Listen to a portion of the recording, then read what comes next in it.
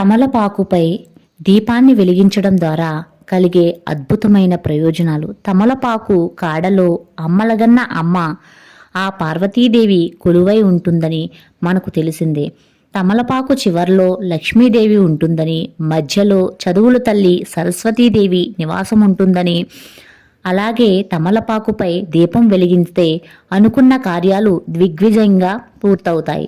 తాజా తమలపాకులు 6 తీసుకోవాలి. ముఖ్యంగా తమలపాకు చివర్లు విరిగిపోకుండా తాజాగా ఉండేలా చూసుకోవాలి. చివర్లు లేని తమలపాకును ఎప్పుడూ పూజకు ఉపయోగించకూడదు.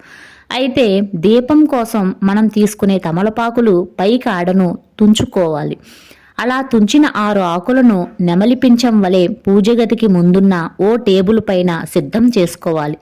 దానిపై మట్టి ప్రమిదను ఉంచి తుంచిన 6 తమలపాకు కాడలను మట్టి ప్రమిదలోనే వేసి నువ్వుల నూనెతో దీపం వెలిగించాలి.